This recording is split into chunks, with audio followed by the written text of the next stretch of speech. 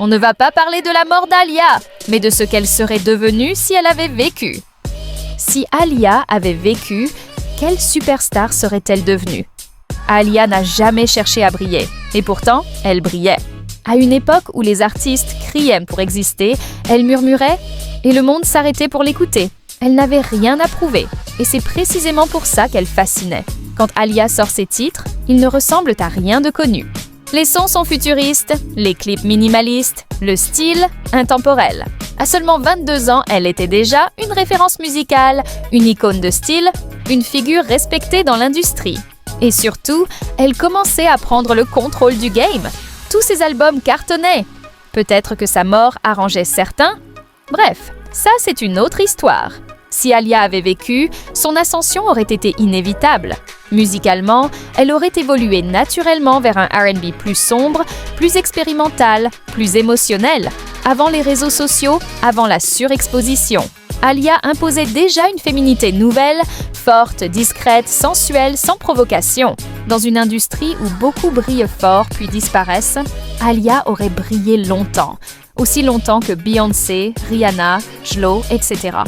Elle aurait probablement délaissé le R&B classique pour quelque chose de très expérimental, un peu à la manière d'une Solange ou d'une FKA Twigs, mais avec ce côté mainstream que seule elle maîtrisait. Une icône de mode intemporelle. Le style baggy de luxe, les lunettes fumées, le combo crop top et pantalon d'homme, c'est elle. Aujourd'hui, elle serait l'égérie absolue de maisons comme Balenciaga ou Jacquemus. On l'imaginerait bien avoir sa propre marque, un peu comme Fenty pour Rihanna, mélangeant le streetwear de Brooklyn et la haute couture parisienne. Au cinéma. Au moment de sa disparition, Alia explosait au cinéma. Roméo doit mourir, la reine des damnés. Elle devait jouer dans Matrix. Elle serait sûrement devenue une A-list actrice à Hollywood. Elle aurait probablement raflé des Oscars ou produit ses propres films. Elle avait cette aura mystérieuse qui crève l'écran. Elle ne jouait pas des rôles, elle habitait l'écran. Si elle avait continué, elle aurait ouvert la voie à une nouvelle image de la femme noire à l'écran. Elle aurait été une actrice de premier plan, une star globale, musique et cinéma confondus. Son impact sur les réseaux sociaux, c'est là que ça devient intéressant. Alia était très discrète, presque mystérieuse. C'était la baby girl de l'Amérique, mais elle gardait toujours une part de jardin secret. Elle n'aurait probablement pas été du genre à poster 50 stories par jour. Elle aurait eu ce côté effortless cool à la Zendaya. Très rare sur les réseaux, mais chaque post ferait casser Internet. Alia aurait eu un don rare dans ce milieu. Pas de scandale, pas de chaos public, pas de besoin d'exister à tout prix, elle avancerait lentement, stratégiquement et intelligemment.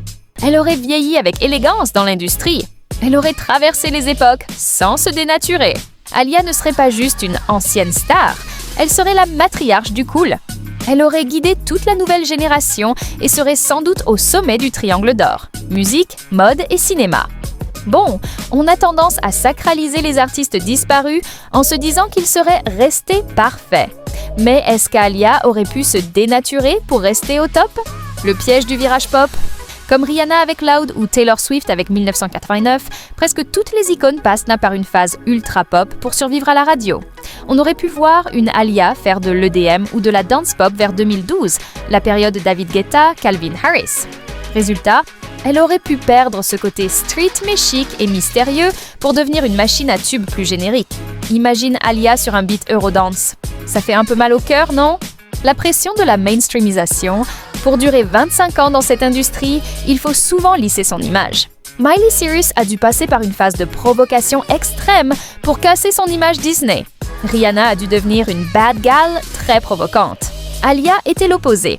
Elle était très douce, réservée et protégeait énormément sa vie privée. Le risque, c'est qu'elle se soit forcée à devenir une Instagram girl ou à faire des polémiques pour rester pertinente face à la nouvelle génération. La comparaison avec Beyoncé, c'est le meilleur exemple. Beyoncé a réussi à devenir une star planétaire sans se dénaturer, en imposant son propre style. Alia était sa seule vraie concurrente en termes d'aura. Soit elle serait devenue une artiste intègre comme Beyoncé, qui ne suit plus les modes, mais les crée. Soit elle aurait fini par faire des téléréalités ou des pubs pour du thé minceur si sa carrière avait chuté dans les années 2010. C'est dur, mais c'est arrivé à beaucoup de légendes du R&B de son époque. Mon avis?